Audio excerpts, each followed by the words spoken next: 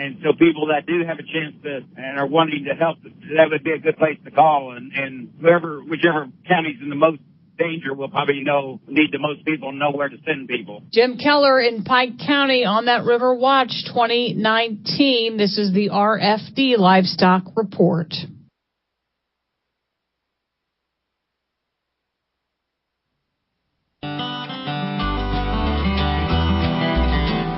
Hey, good day to you. Welcome to RFD Illinois on a Thursday. I'm Rita Frazier. I'm DeLoss Yankee. Hello there. Hello. Also in studio, Deanne Bloomberg, our Director of Issues Management at Illinois Farm Bureau. How are you? Good morning. We'll talk about this in just a little bit, but a couple of initiatives passed in Springfield regarding the whole works toward movement toward a progressive income tax. And so those passed the Senate and now will soon head to the House. Yeah, which means we are initiating an action request this morning, bright and early. So we're going to be asking all those members to click the toll-free number, 888-200-3794, and that'll get them connected to their state rep. And they've got to do it. I mean, there's no excuse. It's too wet to be in the fields, isn't it? I know that's coming from a farmer's daughter. Sorry. Same number as last time as the Senate request. And then you'll be asked for your zip code. You put that in there, you'll be directed to your state representative. Exactly. Asking them to vote no. Vote no on this. So it was it had its own name. Does it have a new name in the House? Anything specific, or just talk about the proposal toward income taxes? No, ask them to vote no on that Senate Joint Resolution Constitutional Amendment, okay. SJRCA 1. Gotcha. Thanks, Deanne. Simple as that. As she said, it's wet. Oh, my gosh. Looking at different things. Well, they closed the Memorial Bridge at Quincy, shut everything down to 2 lanes on the Bayview Bridge, closed the Brussels Ferry yesterday. Calhoun County Highway 1, they closed that, and plenty in-state as well. And we'll talk with Blake Roderick. You visited with him yesterday, and also the Army Corps of Engineers. Plus, we'll take a look at markets and the weather forecast coming your way on this edition of RFD Illinois.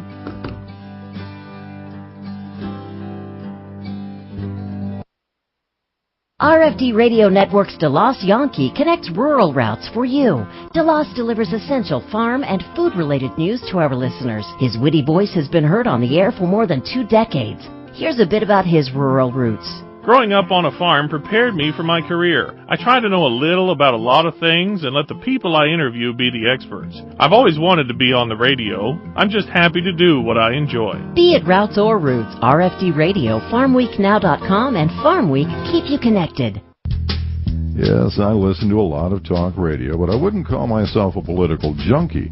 I guess that's why I like being a member of the Illinois Farm Bureau. No matter what my comfort level is, Farm Bureau has something for me and my farm. As an Illinois Farm Bureau member, I can pick and choose what's best for me, from reading election news in Farm Week to actually going to Washington. That's enough to make me a policy nut after all. Call your county farm bureau and customize your membership today. Welcome back to RFD Illinois. I'm DeLoss Yankee. News out of Springfield yesterday where the Senate passed Senate Joint Resolution Constitutional Amendment number 1 related to the plans to put on the ballot in 2020 a question regarding the state's income tax. That passed by a vote of 40 to 19. 36 votes were needed for it to pass. Also tied to that was Senate Bill 687, which had the rates and the brackets tied to the constitutional amendment. That was approved 36 to 22. Illinois Farm Bureau was opposed to SJRCA 1, and it was also opposed to Senate Bill 687. Also passing yesterday in Springfield, Senate Bill 690, which had the school property tax freeze. That went 36 to 18. Senate Bill 689, containing the repeal of the estate tax, was approved 33 to 24. SJRCA 1 needed 36 votes because the constitutional amendment was involved and had a different kind of majority requirement. Those will make their way to the House. Could very well see votes next week on the matters. High water, just the last couple of days, has become more and more of a concern, especially along the Mississippi River. Visited yesterday with Tom Heinold, who is chief operator at U.S. Army Corps of Engineers Rock Island District. I don't have a single lock within my district, from Lock and Dam 11 up in Dubuque down to Lock and Dam 22 in Saverton, Missouri, don't have a single lock open right now. They are all closed due to flooding. And I just received word this morning that Starved Rock Lock over on the Illinois waterway will also close during the flooding. So enough of the water already. Heinold says they just have no ability to provide service for the commercial line industry, and at a very important time of year to be shut down as well. This time of the year, they're usually just nearing the end, probably, of getting all their fertilizer upstream to get on the farm fields, and all that stuff's still sitting down in St. Louis, and those guys are having to make some very tough decisions to put it on roads and rails to get it up here because it's planting time.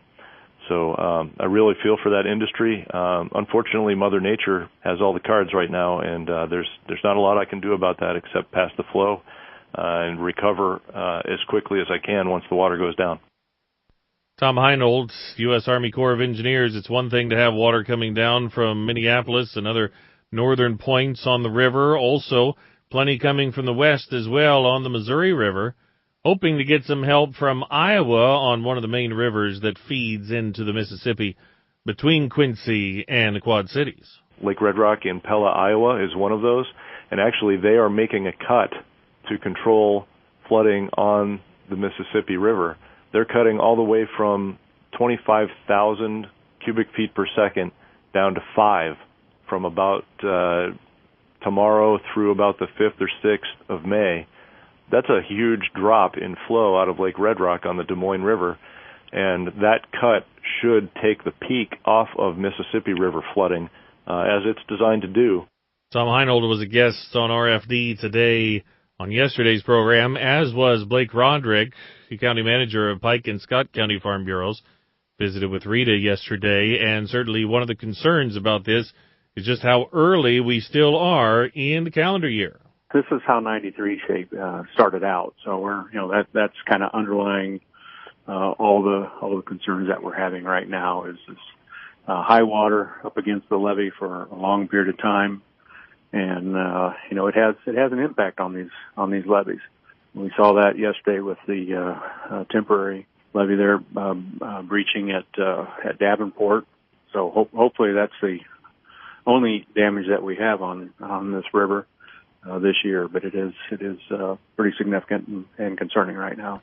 A couple of concerns for farmers, by all means. If something was planted, will it eventually emerge as the soils have gotten cooler and wetter in recent days? And when then will farmers be able to return to the field? And the worst thing is these guys can't get in the field and get their crops planted. Right. These rains keep continuing, and we're into May now, and kind of a prime time to get corn and soybeans planted, and they're some of them don't have much in and not a good prospect in the next couple of weeks to get crops planted. So that's the other big concern that we've got right now. Blake Roderick, County Manager for Pike and Scott County Farm Bureaus. Stay tuned. Rita's up next on RFD Illinois. Attention corn farmers. Your corn checkoff dollars are working with the U.S. Meat Export Federation to grow red meat export volumes. Because when we're exporting beef, we're also exporting corn. The beef industry consumes 28% of all corn fed to livestock, plus additional corn in the form of DDGs, a co-product of ethanol production. Now that's what we call working an angle. Your checkoff is working corn from all angles. Because of the Illinois Corn Marketing Board, your profitability is our bottom line. A message from the Illinois Corn Checkoff. RFD Radio Network's Jim Taylor connects rural routes for you. You can trust Jim every morning for your overnight markets. He gets up early to help keep farmers on top of their game. Here's a bit about his rural routes. I have the opportunity to cover something different every day and provide listeners with up-to-date markets, news they need to do their job and be successful, from legislative issues to crop updates and weather, of course. Be it routes or routes, RFD Radio, FarmWeekNow.com, and Farm Week keep you connected. We're back here on RFD Illinois. I'm Rita Frazier. Midwest and some Northeast lawmakers are making a bipartisan push to resurrect the biodiesel tax credit that expired at the end of 2017. RFD Washington correspondent Matt Kay reports. 16 months and counting. That's how long the biodiesel tax credit's been expired. Now, Hill Democrats and Republicans from biodiesel-producing states hope a bipartisan push will bring the credit back to life. Democrat Sherry Bustos has 2 biodiesel plants in her Northwest Illinois district. They are critical at a time when our family farmers are hurting. They need to make sure that we do something like this. And again, we stand here together, but we've got to make sure that we act on the biodiesel tax credit, that we don't delay this, and that we have a sense of urgency that our farmers want to see us have. We are ready for this. But time, competing tax interests, and politics have taken a toll. Peoria area Republican and Ways and Means member Darren LaHood. There's obviously a lot of other extenders that complicate the issue. We're not going to just move this solely. So how do we find a legislative vehicle to get this attached to, and when's the timing on that? I think it gets across the finish line. I think it's more complicated, the path of how it takes to get there. And convincing others with no skin in the biodiesel cause to back extending the tax credit, especially in the House where tax bills must start. You look at the 60,000 jobs that are directly supported because of the tax credit. You look at what it's done for the environment. I'm convinced when I talk to my colleagues, they understand the importance of that. Biodiesel remains key for Midwest soybean growers, but also helps the Northeast and Pacific Northwest, which generate biomass used in producing the fuel. For the RFD Radio Network, Matt Kay on Capitol Hill. Thanks, Matt. Well, here in Illinois, now we're watching the rivers rise, and potential impact on Illinois farmland are concerned. But farmers in Nebraska are still recovering from that devastating flood that started in their state in mid-March. Obviously, we know Nebraska, Iowa, Missouri also impacted, but Jess Heavner, Pike County farmer, felt compelled to help the Nebraska farmers that have been hard hit. In fact, he just returned from making his 3rd trip to Nebraska. First 2 hay supplies. This most recent trip just took out some fencing supplies. This 3rd trip, instead of taking hay this time, I decided I want to take fencing. So I took 215 6-foot steel posts, 4 rolls of woven wire, 11 rolls of barbed wire, and 18 bags of mineral. Going from Pike County, Illinois to Nebraska, what are the miles and what are the logistics behind this trip? The miles, you're looking at 1,400 to 1,500 miles. This last trip, I actually, paid attention, and it was almost 1,500 miles, so it was just a couple miles short of that. So you are driving an 18-wheeler. This last trip, I actually took my pickup. The other 2 trips, I did take a semi. You talked about who helped you. I know, Beth Dorsey from Madison County helped you with getting things together with the hay. And how about this time? What kind of help did you receive? This time, Willow Crumweedy. She was actually a CFA officer.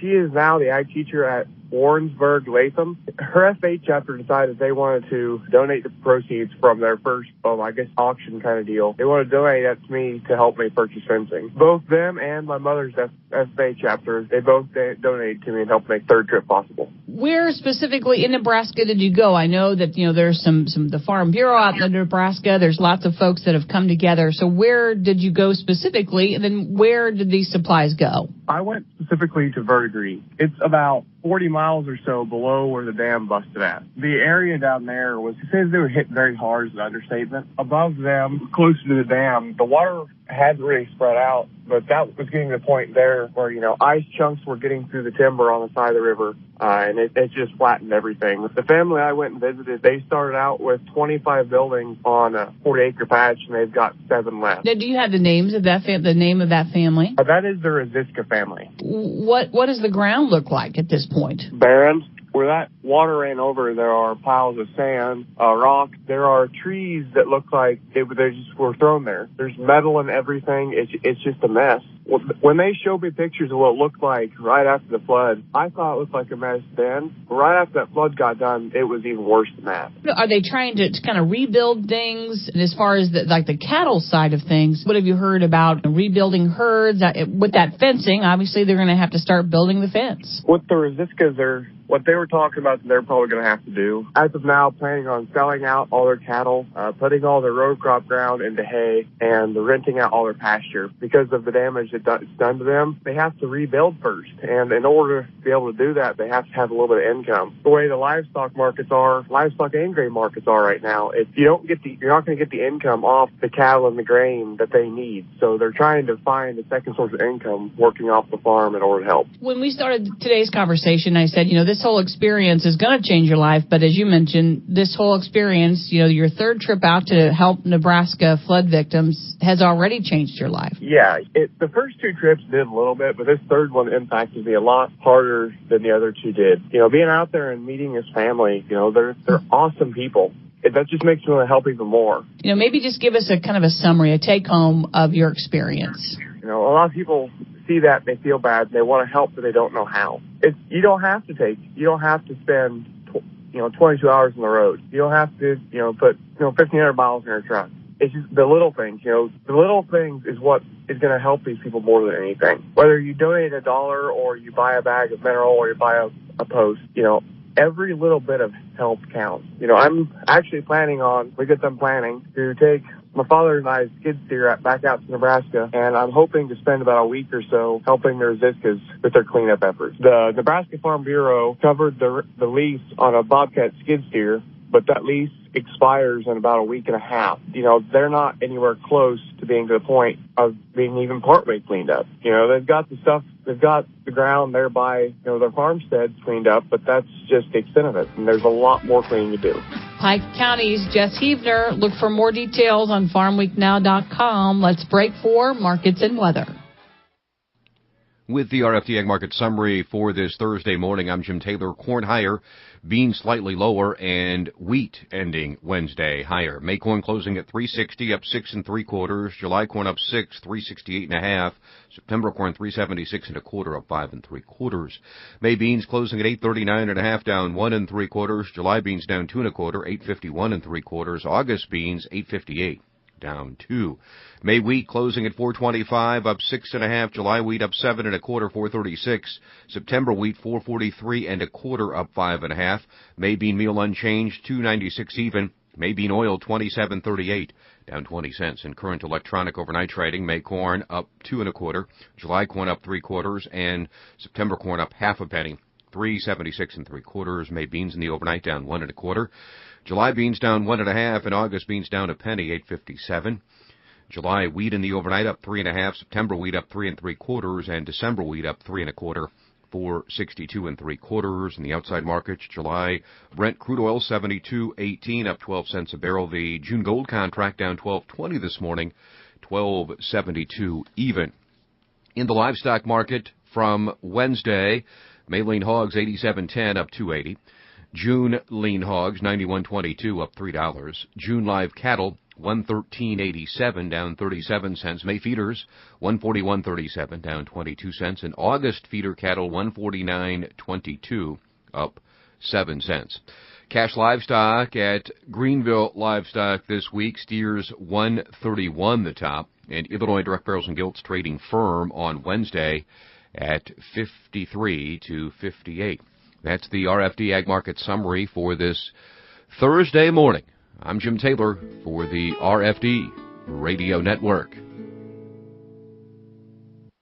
Good morning, this is Dan Hicks from Freeze Notice Weather with the early morning ag weather update on the RFD Radio Network for this Thursday morning. Additional showers and thunderstorms occurred across much of the Midwest the past 24 hours. Rainfall in most areas, though, was lighter than occurred earlier in the week. Daytime highs warmed into the 60s and 70s over a large part of Illinois yesterday, with some 50s in the far northern part of the state. Some additional showers and thunderstorms are forecast over the region today into tonight, and a few light showers could linger into Friday. Heaviest rainfall during the next 24 to 36 hours will be across the Ohio Valley and the eastern part of the Midwest, with lighter amounts farther to the north and west. It does look like there will be a brief period of dry weather across Illinois by Friday night into the weekend, but no long dry spells are seen, as shower and thunderstorm activity will make a return to the region late this weekend and especially early next week. Daytime highs across the state the next few days will be mostly in the 60s and 70s, although a few 50s could occur in the far northern part of the state. Looking ahead into next week, again it looks like more widespread and more significant rainfall will return to the western Midwest late this weekend and spread eastward during the first 1 to 2 days of next week, with some heavier rainfall expected across much of the region. Additional active weather will continue through the week next week and into the 6 to 10 day time frame. 6 to 10 day rainfall amounts will likely average near to above normal in most of the Midwest. 6 to 10 day temperatures will range from below normal in the northwestern Midwest to above normal in the Ohio Valley. Right now, again, no long dry spells are seen across most of the Midwest into the extended time frame, although right now 11 to 15 day precip does look somewhat lighter. Amounts during the 11 to 15 day time frame will likely average near normal in much of the Midwest, with 11 to 15 day temperatures near to below normal. I'm Dan Hicks from Freeze Notice Weather. What's the excitement about buying a brand new car when you pay full price for it? County Farm Bureau members have a reason to be excited. A Farm Bureau membership gives you 2 car purchase discounts. When members buy a new Ford vehicle, they receive $500 off their purchase. And with the purchase of a qualifying Lincoln vehicle, they receive $750 off. Everyone loves a good deal, and the money saved is worth the price of our annual membership. This is just one of our 300,000 plus discounts that are always changing to fit our members' needs. Not a Farm Bureau member? Visit Illinois Farm Bureau online and join today. As you prepare for planting season, remember your neighbors. Whether you're an applicator, grower, or beekeeper, use FieldWatch to register your farm and monitor for sensitive sites around you. FieldWatch is a free, easy-to-use online mapping tool. Consulting FieldWatch is now a requirement for the over-the-top use dicamba products. Communicating with your neighbors will help you protect your farm and the environment. Don't wait. Go online to fieldwatch.com. Growing agriculture, we grow best together. All Ag. All Illinois. All Now. There are a lot of smartphone apps out there, but do they have what's important to us here in Illinois? The Farm Week Now app does, and it's always at your fingertips. All Ag, all Illinois, and 24/7 where and when you need it for free. Go to your app or Play Store on your smartphone, hit search, type in Farm Week Now, that's one word, and download it today. Brought to you by Illinois Farm Bureau, where we're all about farm, family, and food. Farm Week and FarmWeekNow.com journalist Dina Stroish connects rural routes for you. From the Farm Bill to crop insurance to GMO labeling, her expertise is apparent in the stories she reports. Here's a bit about her rural roots. I get to meet interesting people and share their stories, and I get paid to do it. I cover ag policy and really enjoy keeping the farming community updated on these important issues. Be it routes or roots, RFD Radio, FarmWeekNow.com, and Farm Week keep you connected. That is all the time we have for this edition of RFD Illinois. Thanks for being a part of this broadcast. We salute community each day. Yep. Sedoris, first town founded in Champaign County, population 422. The home of Jenny Garth from 902 Beverly Hills, 90210. Remember that?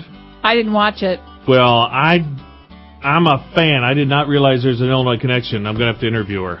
Oh, just gonna have to do it now. Yes. Sponsored by Country Financial. Your farm is your family's legacy and part of your hometown heritage. While you work sun up to sundown to get